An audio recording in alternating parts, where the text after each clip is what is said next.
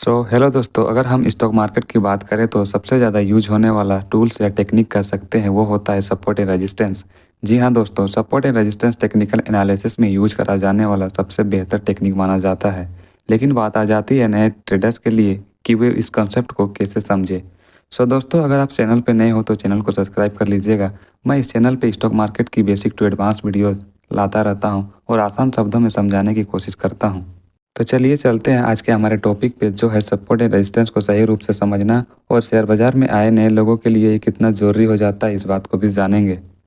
दोस्तों, सपोर्ट का मतलब है वो लेवल जहां प्राइस गिरते हुए रुक जाता है, क्योंकि वहां खरीदारों की संख्या बढ़ जाती है और प्राइस को नीचे जाने से रोकते हैं। वही रेजिस्टेंस वो लेवल है जहां प्राइस बढ़ते हुए रुक जाता है, क्योंकि वहां पर बेचने वालों की संख्या बढ़ जाती है और प्राइस को ऊपर जाने से रोकते हैं। इन दोनों कॉन्सेप्ट से ट्रेडर को मार्केट की दिशा का अंदाजा लगाने में मदद मिलती है। सपोर्ट और रेजिस्टेंस को सीखना इसलिए जरूरी है क्योंकि ये ट्रेडर्स को मार्केट के संभावित मूवमेंट को समझने में मदद करते हैं। जब आपको पता होता है कि कहां पर प्राइस रुक सकता है या बदल सकता है, तो आप बेहतर एंट्री और एग्जिट पॉइंट चुन पाते हैं। इससे न सिर्फ आपकी ट्रेडिंग की सटीकता बढ़ती है, बल्कि जोखिम भी कम होता है। साथ ही ये मार्केट के पैटर्न को पहचानने में मदद करते हैं, जिससे आप ज़्यादा आत्मविश्वास के साथ ट्रेड कर पाते हैं। अब समझ लेते हैं कि नए ट्रेडर्स के लिए सपोर्ट एंड रेजिस्टेंस के टॉपिक को समझना कितना ज़रूरी हो जाता है। नए ट्रेडर्स के लिए सबसे पहले ये ज़रूरी हो जाता है कि सपोर्ट रेजिस्टेंस के लेवल को अच्छी तरह से पहचानना। इसके लिए उन्हें पहले चार्ट पर प्राइस मोमेंटम को ध्यान से देखना होता है और बार बार रुकने के पॉइंट्स को नोट करना पड़ता है।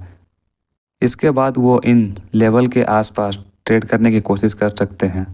उदाहरण के लिए सपोर्ट लेवल पर खरीदने और रेजिस्टेंस लेवल पर बेचने की स्ट्रेटजी अपनाना। इसके अलावा उन्हें रिस्क मैनेजमेंट पर भी ध्यान रखना होता है, जैसे कि स्टॉप लॉस लगाना ताकि नुकसान कम हो सके।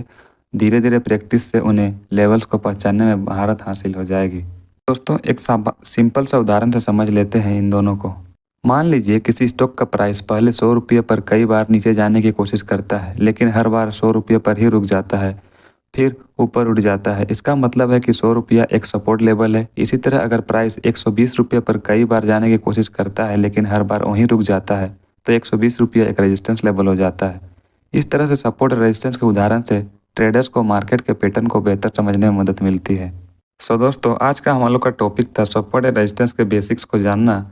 मिलते हैं ऐसे ही किसी और स्टॉक मार्केट की बेहतरीन टॉपिक पे।